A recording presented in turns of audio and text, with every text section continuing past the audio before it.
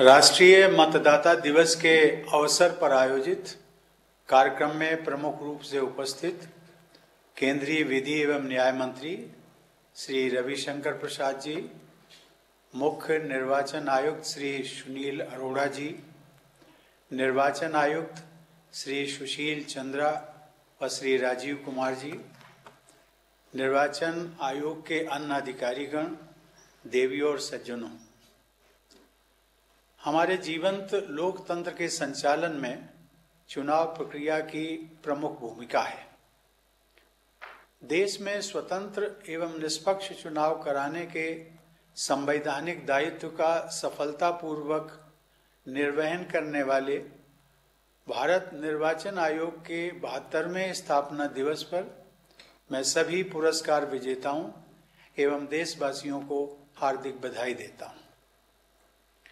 चुनाव प्रक्रिया की सफलता का आधार हमारे जागरूक मतदाता हैं।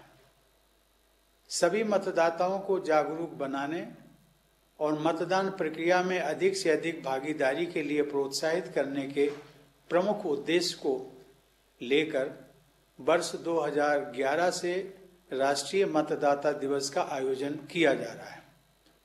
आज 11वें राष्ट्रीय मतदाता दिवस के अवसर पर मैं सभी मतदाताओं को, विशेषकर हमारे उन युवा मतदाताओं को बधाई देता हूं जिन्हें पहली बार मतदान का अधिकार प्राप्त हुआ है।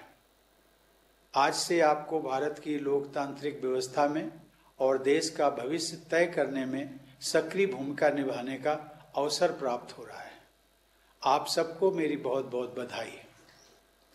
भारत निर्वाचन आयोग की यात्रा एक लोकतांत्रिक गणराज्य के रूप में भारत की यात्रा से ठीक एक दिन पहले 25 जनवरी 1950 को आरंभ हुई थी।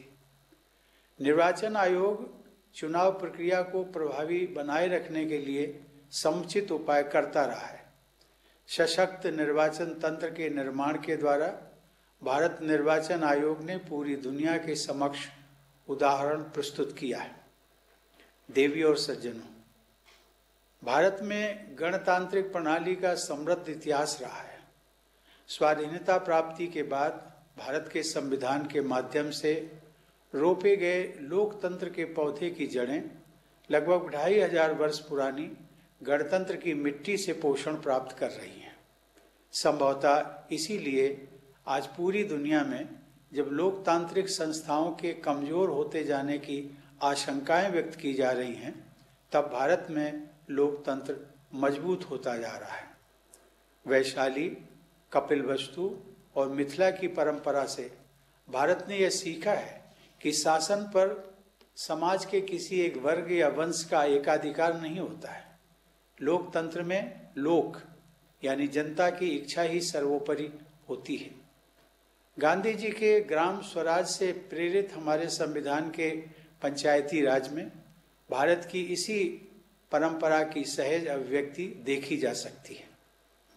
भारत की चुनाव प्रक्रिया के सफल संचालन से प्रेरित होकर विश्व के अनेक देशों ने हमारी चुनाव प्रणाली का अध्ययन करने में रुचि दिखाई है। कोविड महामारी के दौरान भी सुगम, समावेशी एवं सुरक्षित चुनाव कराने के अपने ध्येय के अनुरूप निर्वाचन आयोग ने विस्तृत दिशा निर्देश तैयार किए। अपनी ज्ञान संपदा को साझा करने की हमारी परंपरा के अनुरूप भारत निर्वाचन आयोग ने सितंबर 2020 में आयोजित अंतर्राष्ट्रीय वेबिनार में 106 देशों तथा 16 सहभागी संगठनों के साथ अपने अनुभव साझा किए। विश्व भर में लोकतंत्र को मजबूती देने के ऐसे ही सराहनीय प्रयासों को देखते हुए सितंबर 2020 में भारत के मुख्य चुनाव आयुक्त को association of world election bodies का अध्यक्ष बनाया गया। स्वतंत्रता प्राप्त करने के लगभग 75 वर्षों के भीतर ही भारत लोकतंत्र के एक विश्वव्यापी आदर्श के पोषक के रूप में उभरा है। इस उपलब्धि में निर्वाचन आयोग के शीर्षस्थ अधिकारी से लेकर देश के छोटे से छोटे गांव में बसे साधारण नागरिकों का अमूल्य योगदान है। देवियों और सज्जनों, आज इस अवसर पर मैं आप सभी को स्मरण कराना चाहूँगा कि हम सभी को मतदान के बहुमूल्य अधिकार का सदैव सम्मान करते रहना चाहिए। मतदान का अधिकार कोई साधारण अधिकार नहीं है। दुनिया भर में मतदान के अधिकार के लिए लोगों ने बहुत संघर्ष किया है। प्रायः सरलता से प्राप्त उपलब्धियों का मूल्य जल्दी समझ में नहीं आता। संविधान सभा के सदस्य के रूप में अग्रणी संविधान वेत्ता अल्लाडी कृष्णस्वामी अय्यर ने वयस्क मताधिकार को लोकतांत्रिक शासन व्यवस्था की सफलता का प्रमुख आधार बताया था और इस ऐतिहासिक कदम का महत्व समझाते हुए कहा था, it may be stated that never before in the history of the world has such an experiment been so boldly undertaken, unquote. America जो विकसित देशों की सूची में अग्रणी रहता है और जनतंत्र का प्रमुख उदाहरण माना जाता है, वहाँ भी अनेक दशकों के संघर्ष और लोगों के अटूट साहस एवं धैर्य के बल पर मतदान का अधिकार लोगों को प्राप्त हो सका था। ब्रिटेन में भी महिलाओं को मतदान का अधिकार प्राप्त करने के लिए लंबी लड़ाई लड़नी पड़ी।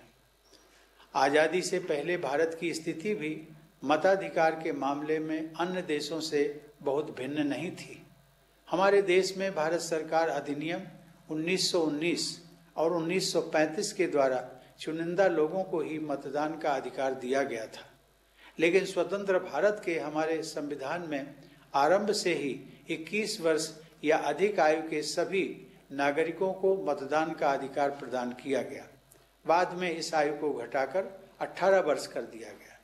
योग्यता, धर्म, नस्ल, जाति के आधार पर कोई भेदभाव न करते हुए हर पुरुष या महिला, अमीर या गरीब को मतदान का अधिकार है और हर व्यक्ति के मत का महत्व भी समान रखा गया है। इसके लिए हम सब अपने संविधान निर्माताओं के ऋणी हैं। देवी और सज्जनों, पिछले वर्ष कोविड महामारी के दौरान बिहार विधानसभा, जम्मू कश्मीर व लद्दाख में सफल एवं सुरक्षित चुनावों का संपन्न होना हमारे लोकतंत्र की असाधारण उपलब्धि है। मुझे यह जानकर प्रसन्नता हो रही है कि चुनाव आयोग ने सुगम, समावेशी और सुरक्षित चुनाव आयोजित करने के लिए अनेक नवाचारी और समयानुकूल उपाय किए।